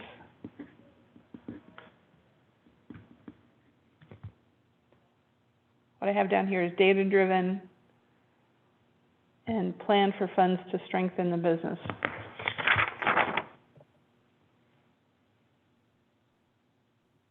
So to make sure I'm understanding, we would look at, one of the questions that's data-driven is what the FTA employment is, FTE employment is. And then we would have 1, 2, 3, 4, and are we gonna? I think some of the threshold questions kind of falls into the next group as well. Okay? The utility bills and mortgage stuff are gonna be data-driven, parts of that. We moved that one, I think, didn't we? Which one? The percentage of tourism. The requested funding amount might be a factor in the data-driven portion of it. right? And, well, and I would think that, well, for me, the FTE employment in 2019, and then what was the direct impact from change in employment and change in revenue and payroll. To me, those kind of, all those data-driven ones together kind of would kind of give me, well, personally, would kind of give me a sense of, are they a 4 or are they a 1? But it's kind of all of those numbers together. Okay. Right. And then there's like the answers to all the essay questions, kind of another, how, to me, that's kind of like, how strong have they made their case for needing the funds and how they're going to use them, as well as how they're going to go forward with their business. Is there a way to break those up even more? I mean, maybe, Kelly suggested plans for funds to strengthen their business. Could there be 2 sections there, and kind of like the immediate plans, and then their plans for their, like the last question, that's specific plans to bring employment and business back following lifting of restrictions? To me, there's kind of like an immediate and a after this event. We can give anybody enough money that's gonna make a difference I don't know. at the event. Don't know. Yeah, again, that's where my question is, because it just seems that everybody's just helping me get through this. And then, I'll start hiring and those kind of things, but I don't see us, being able to bring anybody back or anything. And I think we might get the answer to some of those, how less, Right. Yeah, you know? yeah. And that's fair. I mean, I think the fact that we don't, first of all, we don't know how much any business needs. I mean, because we just don't know how much they need. We don't know how many businesses are going to apply. The only thing we know is we've got this pool of money and we have a restriction in terms of eligibility. Once we get past that, there are so many unknowns to be able to do anything more than kind of like these broad criteria questions now, and then use the data in any combination that each evaluator thinks makes the case or satisfies that criteria for them to do a 1 to 4. And I don't know how we can. You could simplify it even more and just call that all the review of the subjective information successfully demonstrated need, or something along those lines. But, and Make it another threshold. Yeah, and just make it a pretty simple process. Like, you've taken all that information and you've read what they have to say about the story, and you as a reviewer decide, yes, they have successfully demonstrated need, or maybe it's partially satisfactory, or there's one you're like, no, they've clearly not demonstrated need, and that puts them at the bottom. And then, so if we have data-driven score and then successfully demonstrated need, so there's 2 numbers they would get, anywhere from 1 to 4 on both of those, so they could get, or 0 to 4, I guess. So they could get anywhere from a 0 to an 8, and then that number would be used with the full pool of money, what they've requested, and that would be used to scale how much we're able to give each business, where we have that average number base multiplied. I guess. How do you rank total number of employees, 0 to greater than 50? How do you break that in from a 1 to a 4? We wouldn't evaluate that as a single, that's not a criteria. The criteria is, as I said, the way that I would look at that, I would kind of combine what's their FTE, which is the size of their business, their impact on revenue and payroll, and how many employees they'd had to lay off. I'd kind of put them all together. If you have, and try to come up with some scoring between 1 and 4. and you're gonna have businesses that are sole proprietors that have no employees. Right. So they're gonna be in great need as well. Right. Right, so how do you've got a small hotel, maybe employs 5 people, you've got a single, sole proprietor, and then you've got a hotel that employs 100. Does one get a 1 and 100 gets a 4, or is it the other way around? No, I think you're looking at it on an individual basis. Yeah. Reviewing it, specifically, the number of employees just provides insight onto the kind of revenue and payroll changes numbers, but I wouldn't say it's something that No. and it doesn't sound like anyone wants to, Do that individually. yeah. I think it's part of the equation of those 5 or 6 things that are the specific data that they have provided to us, that when combined, it's like okay, it's data-driven, but really there is a subjective point there that said, okay, I know all these pieces now. Does that mean that this person or this business is really in need and has a 4, or are they like a 2 somewhere? I don't, it's subjectively objective, or objectively subjective. And I feel like the data-driven No questions, further questions. I feel like the data-driven points are gonna drive this more than the subjective ones. Subjective ones are gonna be supportive of those data, of the data.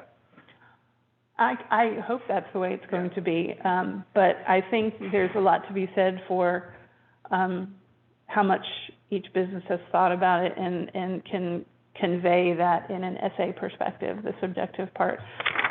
And honestly, I really don't know which one is going to be more impactful to me until I See things. And to Jim's point earlier too, that all kind of adds up to with relative to the grant amount they even requested. Right.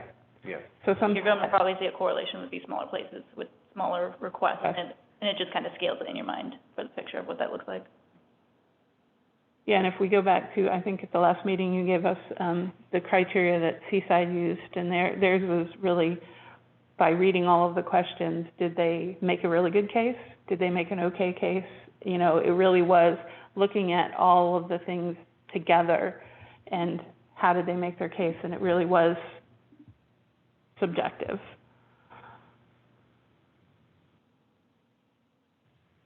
Okay, now I understand it now. I was just, You were just being Bruce. That's okay. sorry, Bruce rhymes with obtuse. Oh. You should never have You said should that. never have said that, I agree. So I kind of wrote out And that for your weaknesses. have, if I'm visualizing this right, the kind of 3 categories you have are eligibility and threshold, data-driven measure of need, and demonstrated need successfully. So those kind of the 3. Yes. Right. So 3, and then basically so the eligibility is a yes, no, and if there's a disagreement among reviewers, that is something that council would need to weigh in on. And the other 2, we would rate from 1 to 4, okay? I think your point is 0 to 4. 0 to 4. Yeah. 0 to 4, and then we would get a total score for each applicant, and then we'd figure out what the average is. And Okay. so, Sorry, I would say that just brings to the point is if, you have clear differences within the reviewers on disagreement with one of these categories, one of you puts, a 0 on one, and then a couple of you put 3 or 4, is that something to like pause and talk, and discuss that before you actually average it out? okay. Yeah, I think there has to be discussion at that point. So, if, I guess all the data from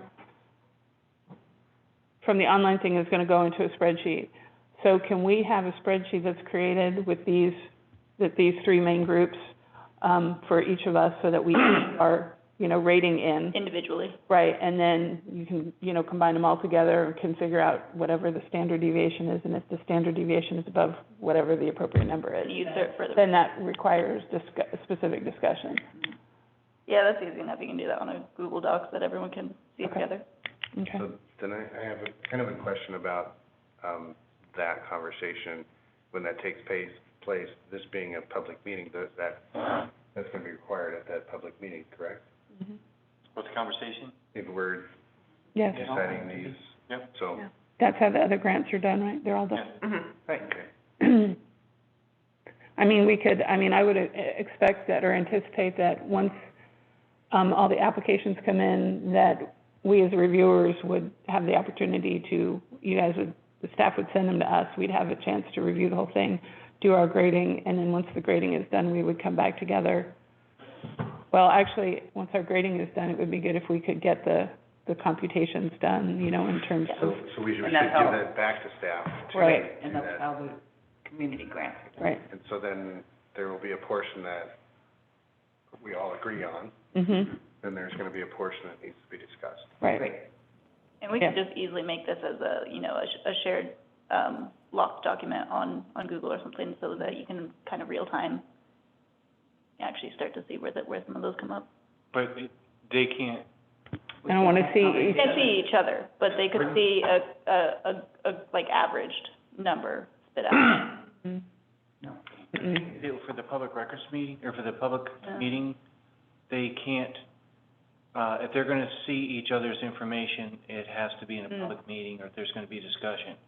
So I think that we can do that document to, kind of build it, but they can't be doing it in real time. But But- I think, I agree with that, but I think we all do our reviews. Yes, right, We give that back to you, you Right. create that document. Once everybody's has their input, Then, we can see that information, so we'll Yeah. be prepared to talk about it. Right, and at that point, we can send the results to everybody before the meeting. and that Right. becomes part of the packet, just. Yeah. Right. Yeah. right. Yeah. And if that could kind of be, as somebody mentioned, separated into, here are the ones that we agree to within a certain amount, and here's the Standardization. group that we need to discuss. Okay. Makes sense. Can we go back to the conflicts of interest issue? Sure. So I just did a little bit of research offline, and just to keep this process moving forward, again, with the caveat that this is not legal advice, I would definitely suggest that both of you guys contact the Oregon Government Ethics Commission. I sent you the I sent you the link already. However, I think at most, Jim, yours would be a potential conflict of interest. Again, the business for which you're associated with is the Chamber of Commerce, not the individual businesses that are getting the grants. I'm a cautious person, I think you guys know, so I would declare it as a potential conflict of interest when we are discussing this. But because again, it's not a direct, the business for which you're associated is not receiving any of the funding, and you guys are making recommendations to the council, and then the council's going to make a final decision. My perspective, non-legal advice, is that is a potential conflict of interest at most. And is it Barb or Carolyn that has the two employment issues? Barb, Barb. So Barb, Yeah. pretty much the same goes for yours. Because you guys are not making the final decisions, you're making a recommendation to the city council. Any decision could be as a potential conflict. My recommendation for that one is, I still likely wouldn't vote on the grant funding to the business for which you are associated with, or, laid off from, but that it would be a personal choice. So I just thought I would give you guys Okay. that input so we can move forward. So when this starts, starting in next meeting, you're doing so right now, but, just go ahead and declare conflicts at the beginning. okay, thank you. Okay. Kelly, are you tracking all this stuff to make the changes?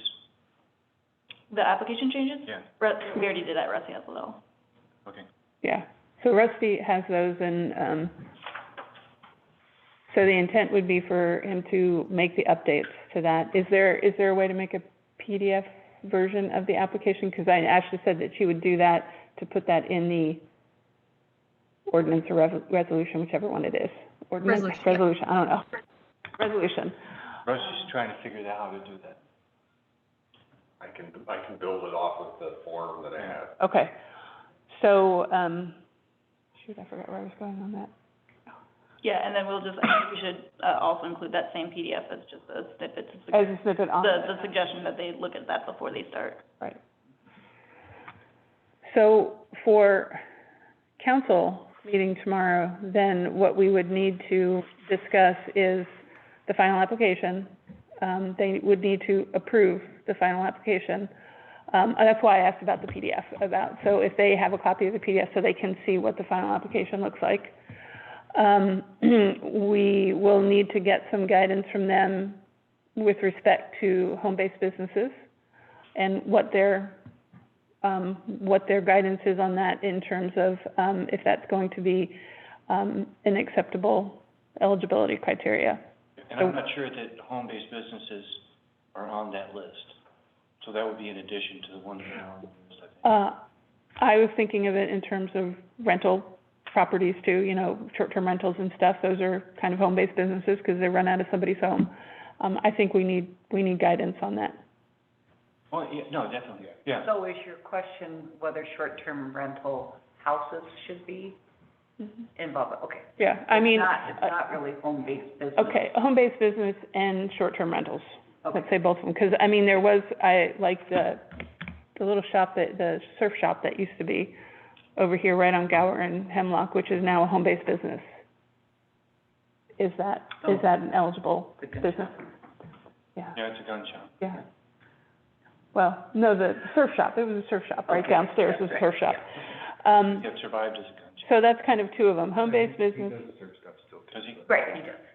So home-based business and short-term rental, and is there a distinction in terms of short-term rentals with an unlimited permit and a 14-day permit? I don't know the answer to that. Again, I think that's something that we need council to at least discuss and provide some sort of guidance. And Most definitely. I think we all agree that their inclination is to not include those things. Yes.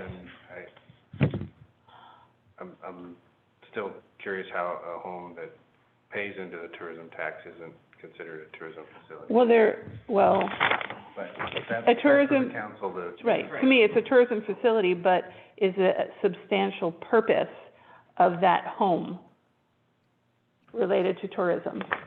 So I think that's, And I think, sorry, go ahead, That's the- Ashley. yeah, that's the key determinant. You know, somebody could have a private home where 50 weeks out of the year, it's, their private residence that they hang out in. And then, 2 weeks out of the year, they rent it out. With that home, and if we're talking about the home being the tourist-related facility, is the substantial purpose of that home to serve tourists? I would say that it's not. But if you Actually, have, if you reverse those statistics where 50 weeks out of the year are used for vacation purposes for tourists and only 2 are used by the owner, then it does have a substantial use for tourism. right, So I think it comes down to proof of that of their, I the think there's majority of two. tourists. I think there's 2 elements that, I think you have to look at the individual house. You can't make a determination across the board that just because a home pays the transient lodging tax, that it is a tourist-related facility. I don't think you can make that statement. I agree with you that, if a home is, 50 weeks out of the year is essentially a hotel, then I think the opposite is true, that it could be. The second question is a political question, is, will that home go out of business if, we don't do the grant program? Like, are we? Yeah, so the second question is a political one. Are these the types of businesses we want to be eligible? Right. Yeah, I think that comes down to need rather than, definition, I guess. Well, and it might in some way, but I think it also comes down to, again, what is council as the decision makers and the policy makers for the city, what is it that they are willing to accept with respect to risk? So we'll have that conversation tomorrow, and everyone will be able to provide their point of view, and then we'll ask council to make that decision. Yes, sir. When we're talking about home-based businesses, we started talking about short-term rentals as potentially home-based businesses. I see another type, and my wife has a home-based business. We're not gonna be applying, but that is just, totally out of the house. Right. And, that to me is a home-based business as opposed to my second home is my business. Mhm. So and what I'm saying is like those I don't think are on the list. If there's any consideration, Which ones? the. Home-based business? What I've defined as a Your home. wife's on the list. Pardon? Your wife is on the list. Really? Yeah. Okay, well then we'll apply. Yeah. Just kidding. No, and that's what I'm saying. I think those are the two No, categories. I know. There are the two categories. There is the home-based business, Okay. and then there are the rentals, which are a different flavor of home-based businesses. And within the rentals, there are 3 different types, as we know. Well, there's the transient, and then there's the 14-day, and there are distinctions there. So those are 2 topics. We also want to ask council an opinion with respect to blind reviews. Yeah, or not? No? No. I think that's up to you guys. That's- Okay. No, I Yeah, don't you're the think first that reviewers. That we're going to We're not gonna be blind. not blind. We will see. Okay. What we're doing is we're following the policy the cities use consistently. Right, Mhm. yeah. All right. So Well, we probably should inform them. Should we inform them of that? I don't, if you're gonna change it, I would say maybe, but I don't know if you have, if you're not changing, we always do. And they definitely established that we would be following the same grant procedures that we use Okay. with our other grant programs. Do we need to, inform them of we probably do, of the conflict of interest, discussion and outcome? Yes, I think. So they know that we've considered it and have addressed it? Well, my only caveat to that is whether I get a response quickly enough to have that answer tomorrow. Okay, well, we'll say that, we are pursuing, and if we don't have the answer by then, we'll just let them know that it's something that we have considered and thought about, and we are handling it. So Ashley, can I ask you a question about that process? We call in to them Yeah, I would- and explain the situation, and then they get back to us, or do they? So I have not called for myself personally, but I believe if you call in, you can speak with somebody. And, you know, I believe their turnaround time is actually, if you don't talk to a live person, their turnaround time is pretty quickly in giving you just informal advice. Okay, thank you. Okay, and then we'll cover with them what our top level, Could I ask a question? review process.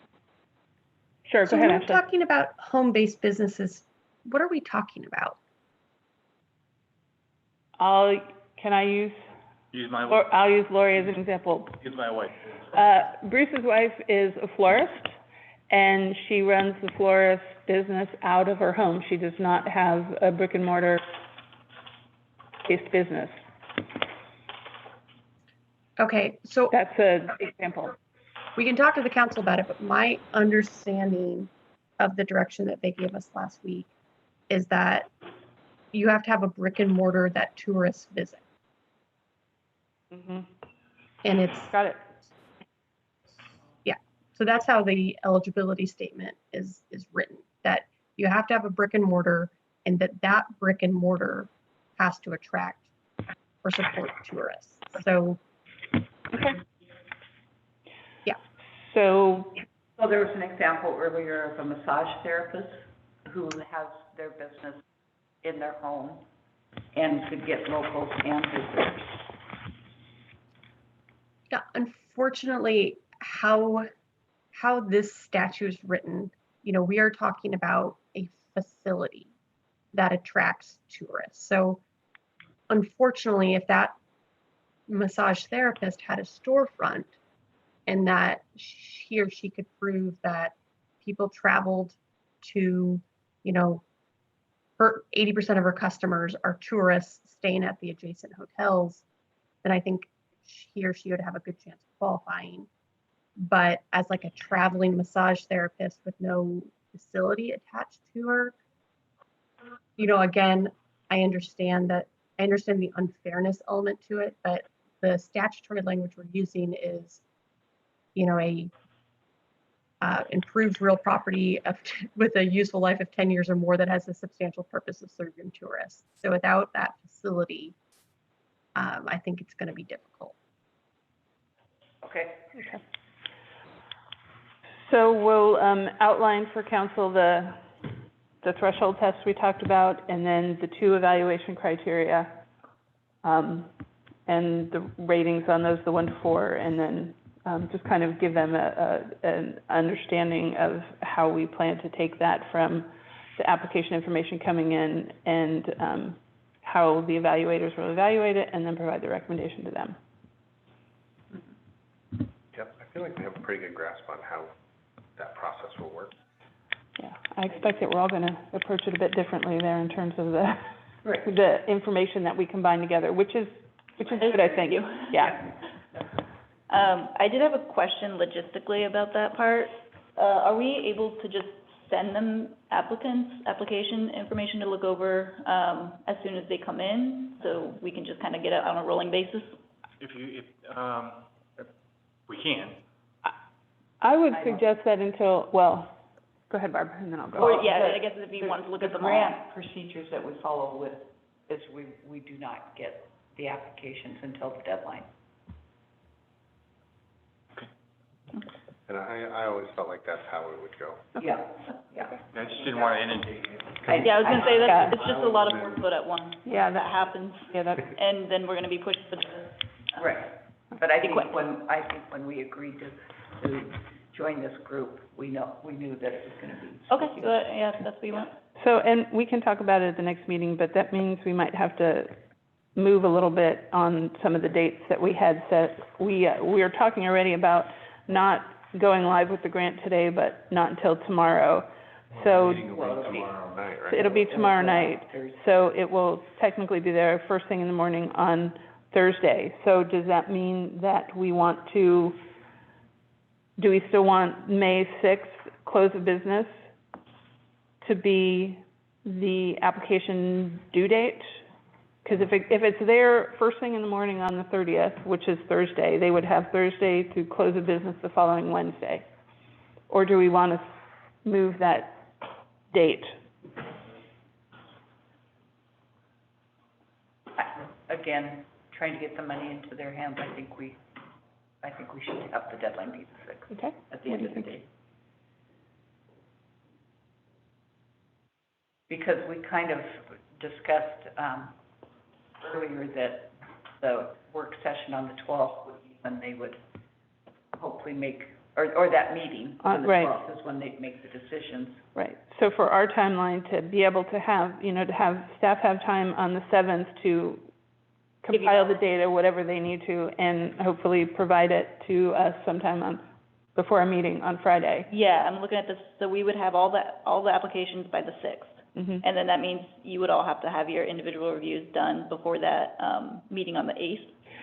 I don't think we would necessarily have to have our individual reviews. We probably could do another session on the We could 11th. add a different session, yeah, if you want it to be closer to council, I would just include the, session for discussing, like, where the differences are. And you guys can do the spreadsheet stuff before, too. Yes. Or you just have to, you could get it to us. That's no problem, that'll First get thing out on to you the pretty 7th. quickly. So at 7th, but if we get it on the 7th, then what would be our discussion points on Friday? Because clearly we're not going to be able to do all of our ratings between, Yeah, I think you Thursday just and have Friday. to take an estimate of how long you need to review, and then we Right. can schedule that. so would it make sense to still meet on Friday, or should we push that until Monday? So we have The weekend? 3 days there, we have Friday, Saturday, and Sunday to kind of do our evaluation. Yeah, probably a good idea. Makes sense, yeah. Okay, so we'll push that meeting from the 8th to the 11th. Ashley, on that week of the 11th, are you mornings or afternoons if you're going to participate in our meeting? Thank you for remembering. Let me check. I don't even know at this point. My calendar's loading. So the week of the 11th, 11th, yeah. I am, I'm morning, so 8 a.m. to 1 p.m. All right, You're available? available in the mornings. So folks, Jim? Any, Could we go Monday the 10th from 10 till noon? Monday the 11th. how about, can we do 9 to noon?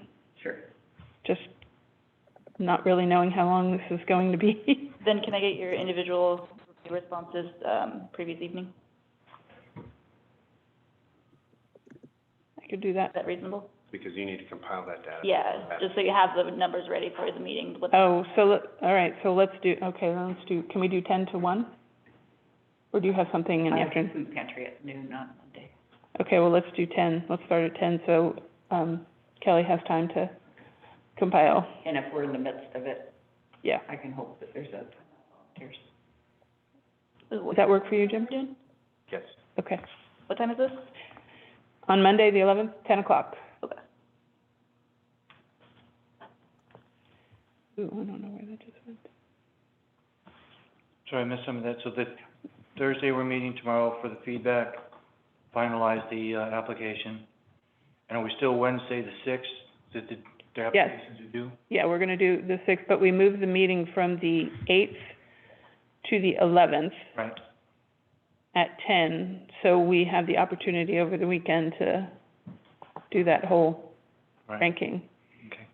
And then, on the 11th, we should be able to have the list of, ones where there are relative agreement between everyone, and then, ones that would need some counsel. And then, the other logistic questions now, we'll be handing you all the applications at once. But if your review happens over a course of several days, they can hand them back to me once they're done, for me to start slowly compiling them together? You can do that. Yes, okay. Oh, right, yeah. So once you the could do that, deadline so we, passed, sure. So each, not all at okay, once. okay, yeah. So would it be easier to give us the spreadsheet with our review column that we just go and fill in? Yeah, And that's And what then we're gonna. that's what I'm gonna do, I'm gonna just, So that, there'll be a spreadsheet with all the information, and then just columns that you put your score in, Okay, and you send that back. yeah, that's Okay. how I was envisioning it, as Yeah. far as okay, making sure that's what you meant. Yeah, all right. So we had a few other things on the agenda, but we'll hold that until the next, meeting, the reporting criteria and, any additional forward plans that we have to talk about. Is there anything else that, we need to discuss today before we conclude?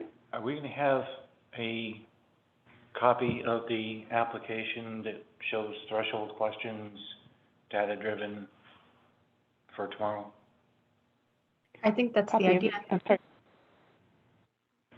I think that's the PDF, isn't that what you're asking? Yeah, so the PDF, and basically what we'll do is and we've already identified how far down we go till we get to the eligibility requirements. And then the ones after that, which are a combination of data and essay, that set of questions make up the data-driven measure need and the successfully demonstrated need. Those are the two names you had, right? yeah, I have it, the way it's ordered here, numbers 1 through 13 are all eligibility.